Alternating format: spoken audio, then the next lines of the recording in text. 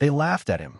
They called him Mute Eli or the Ghost Cowboy, thinking his silence meant he was broken or weak.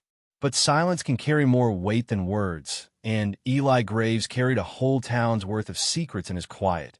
Weathered heart, the town of Dustwater sat under a sun that never seemed to blink. Heat rolled across the ground like waves off a fire, turning the dirt streets into cracked skin. Horses stood restless, their ribs sharp under dusty coats, while the wind carried the taste of grit and iron. The saloon doors squeaked every time they opened, sounding like an old man groaning from too many years of hard living. It was August, and rain hadn't touched Dustwater in nearly 4 months. The well outside the sheriff's office was nothing but a ring of dry mud, and every day felt like the last breath of summer trying to choke the land. Folks were nervous. When the earth went this dry, tempers snapped quick. On the edge of town stood a single cabin with a fence so old it leaned like it was ready to give up. That's where Eli Graves lived. Folks would see him sometimes, leaning against the fence at sunset, hat pulled low, looking out like he was waiting for something or someone that never came. Eli Graves wasn't born quiet. Life made him that way. Nobody in Dustwater knew much about him, only that he rode into town 5 years back with a black horse, a worn saddle, and a pair of eyes that had seen too much. He bought that leaning cabin on the outskirts and never said much to anyone after that. Most men his age liked to talk big about the guns they carried or the fights they'd won. Eli didn't need to. His hands told their own story, scarred knuckles, a missing fingertip, and a faint burn mark climbing up his forearm like lightning frozen in his skin. When people asked about it, he just looked at them with that steady, unreadable gaze. He lived simple. Early mornings were spent fixing fences, chopping wood, or feeding the horse he called Shadow. At night, the light from his cabin was the only sign he was still there, glowing faintly through the cracks in the old shutters. Kids whispered that Eli had killed a man. Some grown-ups thought he'd been a lawman once. Others swore he was running from something worse. But the truth was simpler. Eli had lost too much to talk about it. Words felt heavy, and he'd learned long ago that silence was safer. The trouble started on a late afternoon when the sky looked bruised, a strange shade of purple as the sun dropped behind the hills. Eli was stacking wood by the side of his cabin when he heard it, a faint, desperate cry carried by the wind. At first, he thought it was the sound of a coyote, but then it came again, sharper this time. A human voice. He grabbed his rifle and walked toward the sound, boots sinking into the soft dust. That's when he saw her. A young woman stumbled out of the tree line at the far edge of town, her dress torn and stained with dirt. Barefoot, bleeding, her eyes were wide with terror. She collapsed halfway across the road, gasping like each breath hurt. "Help me," she whispered, barely lifting her head before falling face first into the dirt. Eli knelt beside her. His hat shadowed his face, but his jaw tightened as he noticed rope burns on her wrists. Whoever had done this wasn't far behind. He didn't ask questions. He just picked her up, light as a bundle of kindling, and carried her back to his cabin. By the time he laid her on his bed, the sun was gone and the cicadas had started their nightly song. She woke for a moment, clutching his arm with trembling fingers. "They're coming," she rasped. "Men on black horses, don't let them take me back." Eli's face didn't change, but his silence deepened. He'd seen men like that before. Eli didn't speak when she woke again, not right away.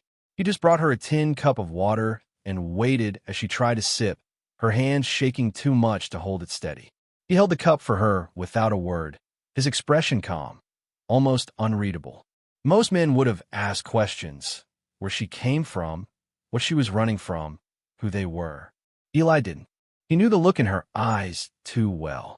It was the same look he'd seen in his own reflection years ago, a mix of fear and fight, like a caged animal ready to bite just to survive. When she finally spoke, her voice was low and broken. Why are you helping me?" Eli simply shrugged. Words weren't his way. Instead, he fetched an old blanket from the trunk by his bed and wrapped it around her shoulders. He poured warm water into a basin and gently washed the blood from her feet. He didn't flinch at the bruises or the scars. He'd seen worse. For the first time since she'd arrived, she looked at him, really looked. There was something solid in his silence, like a wall that could keep the world out. And for a moment, she felt safe. Eli didn't know her name, and she didn't ask for his. Some connections didn't need names. By the next morning, word had spread through Dustwater like wildfire. Someone had seen Eli riding into town at dawn to buy bandages and a small bottle of whiskey from the general store. He didn't say what it was for, but folks didn't need much to start talking. "Something's up with that cowboy," muttered the blacksmith, leaning on his hammer. "He brought someone in last night. A girl, they say." The barkeep at the saloon spat into the dirt. "Man like him? Silent, brooding, it ain't natural. Bet he's hiding something ugly." Soon the whispers turned sharper. By noon, half the town was watching Eli's cabin from a distance, pretending to go about their day. The sheriff, an aging man with a habit of doing nothing unless the town forced him to, stopped by the saloon to hear the gossip. "They say she's trouble," said one man, tipping his hat back. "Could be a runaway. Could be one of them outlaw girls." "She's just a kid," said the stable hand, the only voice of reason. "Didn't you see her face? Whoever hurt her is still out there." But folks in Dustwater weren't known for their kindness. They were suspicious of outsiders, and they were even more suspicious of Eli. His silence made them uneasy. A man who didn't talk, well, that meant his sins were too heavy to name. By evening, the sheriff rode out to Eli's cabin, not with help but with questions. "You got someone in there, Graves?" he called from his saddle. "People are talking. You know I can't have trouble in my town." Eli stepped out onto the porch, rifle in hand, and just stared back. The sheriff didn't like the look Eli gave him, steady, cold, and silent. He shifted in his saddle and cleared his throat. "Look, Graves, I'm not here to pick a fight. But if you've got someone hiding in that cabin, you better tell me why. Folks are nervous." Eli didn't answer. He simply leaned his rifle against the porch post and crossed his arms. The sheriff sighed, realizing he wasn't going to get a word. That's when they heard it, the distant thunder of hooves. Not the sound of a few riders, but a group. Eli's jaw tightened. The woman inside the cabin must have heard it too, because the faint creak of the floorboards told him she was on her feet. Moments later, 5 men rode into view, their black horses kicking up dust like a storm rolling in. They weren't ordinary ranch hands. Their faces were shadowed under wide hats, and each of them carried guns strapped low, ready to draw.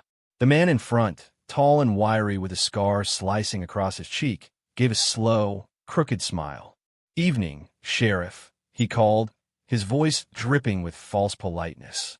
"We're just passing through, looking for something we lost. A girl. You seen her?"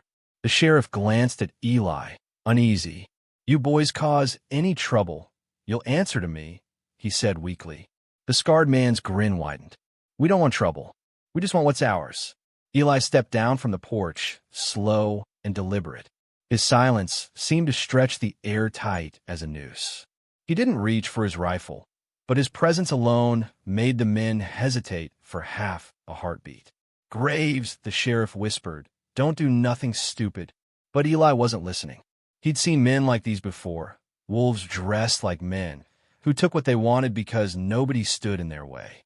And as the scar man's eyes slid toward the cabin door, Eli finally spoke. "She ain't yours." 3 words, low and steady, but they cut through the silence like a knife. The scarred man tilted his head, surprised to hear Eli's voice. Well, he said with a smirk. "The mute cowboy speaks. That mean you're ready to hand her over? Make it easy on yourself." Eli didn't answer. He walked to the edge of the porch, his boots crunching in the dust, and planted himself between the men and the cabin door. The woman inside watched through a crack in the window, her breath caught in her throat. "She don't belong to you," Eli said calmly, his tone firm but quiet, like steel wrapped in cloth. The scarred man laughed, a cold sound. "You think you can stop us? Look around, cowboy. There's 5 of us and 1 of you. You're just a quiet old man with a rusty rifle." But Eli didn't flinch. He had faced worse odds before. Memories clawed at the back of his mind. Another time, another place, when a family was taken from him because he hadn't spoken fast enough or pulled the trigger soon enough. This time will be different. Slowly, he reached behind him and picked up his rifle. The way he held it, steady, confident, told those men everything they needed to know. This wasn't his first stand. "You ride away now," Eli said, his voice still calm. "Or you leave here in the ground. The scarred man's smirk faded. For a long moment, no one moved. Then, one of his men reached for his gun. Eli's finger tightened on the trigger, and his eyes turned cold as winter. That was the moment they realized. This quiet cowboy wasn't afraid to end them all. The standoff lasted only seconds, but it felt like hours. The scarred man's hand hovered near his holster, his eyes locked on Eli's. The rest of the gang shifted uneasily in their saddles, unsure if they were willing to test the resolve of a man who stared death in the eye without blinking. Finally, the scarred man gave a bitter smile. "You're making a mistake, old man," he hissed. "But fine, we'll be back." With a sharp tug on his reins, he turned his horse, and the others followed, the sound of hooves fading into the distance. The sheriff let out a long breath he didn't realize he'd been holding. "Graves," he muttered, "I don't know what you're caught up in, but you just painted a target on your back." Eli didn't answer. He simply watched the horizon, waiting until the last speck of dust from their riders disappeared. Then, without a word, he turned and went back inside the cabin. The woman was still standing by the window, her hands trembling. "You didn't have to do that," she said softly. Eli set the rifle aside. "Yeah," he replied, his voice steady. "I did." By morning, the whole town knew what had happened. Some whispered that Eli was dangerous, the kind of man who'd bring trouble down on everyone. But others started to see him differently. They saw a man who stood his ground when no one else would. The days that followed were quiet, but not in the way Dustwater usually was. Eli fixed the broken fence around his cabin, and the woman, who finally told him her name was Clara, helped where she could. She moved slowly, her bruises still healing, but there was a fire in her eyes now that hadn't been there before. Eli didn't talk much, but Clara didn't seem to mind. Sometimes silence speaks more than words ever could.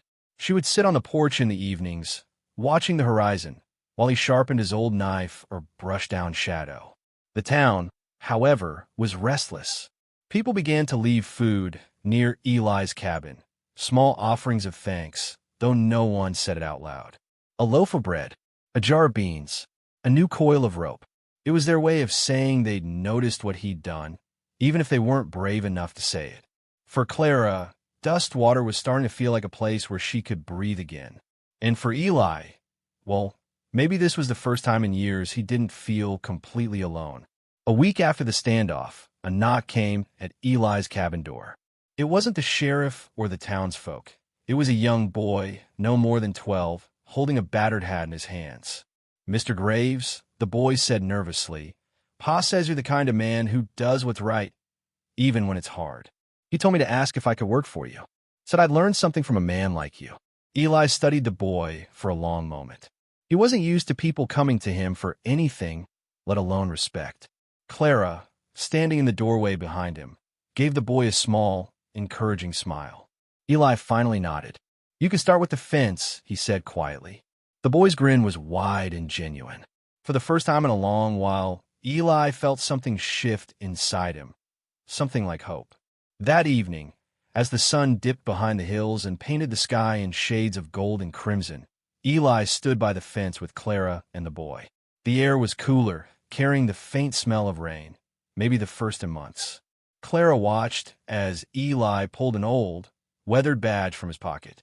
It was tarnished and scratched, but the letters were still clear. U.S. Marshal. He turned it in his hand, staring at it for a long moment, then placed it on the fence post. The past no longer held him like a chain. "Is that yours?" the boy asked.